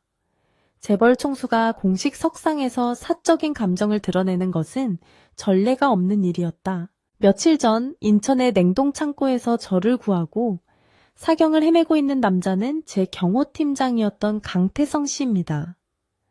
일부 언론에서는 그의 과거를 들추며 그를 폭력적인 깡패로 매도하고 있습니다. 하지만 진실은 다릅니다. 서연의 신호에 따라 대형 스크린의 영상 하나가 재생되었다. 김민지의 증언 영상이었다. 그녀는 눈물을 흘리며 7년 전 태성이 자신을 구하기 위해 어떤 희생을 치렀는지 상세하게 증언했다. 그리고 태성이 7년간 후원해온 보육원 아이들의 감사 편지들이 화면을 가득 채웠다. 장내는 숙연해졌다. 살인 전과자라는 주홍글씨 뒤에 숨겨져 있던 인간 강태성의 진짜 모습이 드러나는 순간이었다. 그는 범죄자가 아니라 법이 외면한 곳에서 묵묵히 정의를 실현해내 온 고독한 수호자였다. 그는 저를 살리기 위해 자신의 목숨을 던졌습니다. 그가 가진 흉터들은 부끄러운 과거의 흔적이 아니라 누군가를 지키기 위해 온몸으로 받아낸 영광의 상처입니다. 서연의 목소리가 미세하게 떨렸지만 그녀는 울지 않으려 입술을 깨물었다. 저는 강태성 씨를 사랑합니다. 그가 깨어나는 대로 저는 그와 결혼할 것입니다. 그의 과거가 배경이 세상의 시선이 우리를 갈라놓을 수는 없습니다. 만약 누군가 그를 비난하고 싶다면 저를 먼저 비난하십시오. 서연의 폭탄 선언은 생중계로 전 국민에게 전달되었다. 차갑고 도도하기만 했던 재벌 회장의 순애보는 사람들의 가슴을 울렸다. 여론은 순식간에 반전되었다. 인터넷 게시판은 두 사람의 사랑을 응원하는 글로 도배되었고 강태성은 현대판 호위무사라는 칭송을 받게 되었다. 같은 시각 병실의 TV를 통해 이 모든 광경을 지켜보고 있는 사람이 있었다. 의식을 되찾은 강태성이었다. 그는 산소 마스크를 쓴 채 멍하니 화면 속의 서연을 바라보고 있었다. 그녀가 전 국민 앞에서 자신을 사랑한다고 결혼하겠다고 외치고 있었다. 태성의 눈가에서 뜨거운 눈물이 주르륵 흘러내려 귓바퀴를 적셨다. 평생을 어둠 속에서 그림자처럼 살아왔던 그였다. 자신의 존재가 누군가에게 빛이 될 수 있을 거라고는 상상조차 해본 적이 없었다. 그런데 그녀가 그 찬란한 태양이 그를 세상 밖으로 끌어내 주었다. 그날 저녁 서연이 병실로 돌아왔다. 그녀는 지친 기색이 역력했지만 깨어있는 태성을 보자마자 환하게 웃었다. 마치 세상을 다 가진 듯한 미소였다. 그녀는 달려와 그의 목을 끌어안고 싶었지만 상처가 덧날까봐 조심스럽게 그의 뺨을 어루만졌다. 봤어요. 나 이제 당신 책임져야 해요. 전 국민 앞에서 약속했으니까 도망갈 생각은 꿈도 꾸지 마요. 서연이 장난스럽게 말하며 눈물을 글썽겼다. 태성은 산소 마스크를 떼어내려 손을 들었다. 서연이 도와주자 그는 쉰 목소리로 겨우 입을 열었다. 회장님, 아니 서연아? 그가 처음으로 존칭을 생략하고 그녀의 이름을 불렀다. 나 같은 놈이 감히 너를 욕심내도 되는 걸까? 내 손에 묻은 피가 너의 그 하얀 옷을 더럽히면 어떡해? 그는 여전히 자신의 자격 없음을 두려워하고 있었다. 서연은 고개를 저으며 그의 입술에 검지를 갖다 댔다. 당신 손은 더럽지 않아. 그리고 더러워지면 내가 같이 닦아주면 돼. 앞으로 남은 인생 당신이 짊어진 십자가 내가 같이 지고 갈게. 그러니까 나랑 같이 살자 태성아. 태성은 떨리는 손을 들어 서연의 손을 잡았다. 그리고 자신의 심장이 뛰는 왼쪽 가슴 위에 그녀의 손을 올려놓았다. 쿵쿵쿵. 규칙적이고 강하게 뛰는 심장 박동이 손바닥을 통해 전해졌다. 그것은 그가 살아있다는 증거이자 그녀를 향한 맹세였다. 사랑한다, 내 목숨보다 더. 태성의 고백에 서연은 참지 못하고 그의 가슴에 얼굴을 묻고 울음을 터뜨렸다. 병실 안은 두 사람의 사랑과 치유의 온기로 가득 찼다. 창밖에는 비가 그치고 둥근 보름달이 떠올라 그들을 축복하듯 은은한 빛을 비추고 있었다. 며칠 뒤 장두식 회장의 비리에 대한 검찰 수사가 본격화되었다. 한성그룹 법무팀과 김민지의 증언, 그리고 태성이 넘긴 장부 덕분에 수사는 일사천리로 진행되었다. 장두식은 무기징역을 피할 수 없게 되었고 대형그룹은 공중분해될 위기에 처했다. 정의가 구현되는 순간이었다. 태성의 몸 상태도 하루가 다르게 호전되었다. 그의 병실은 쇄도하는 팬레터와 선물로 발 디딜 틈이 없었다. 그는 난생 처음 받아보는 타인의 호의에 어색해했지만 서연은 그 모습이 귀엽다는 듯 옆에서 사과를 깎아주며 놀려대곤 했다. 하지만 해결해야 할 마지막 과제가 남아있었다. 바로 태성의 상해치사 재심 청구였다. 법원은 태성의 행위가 정당 방위였음을 인정하고 재심 개시 결정을 내렸다. 공판 기일이 잡히자 서연은 최고의 변호인단을 꾸렸다.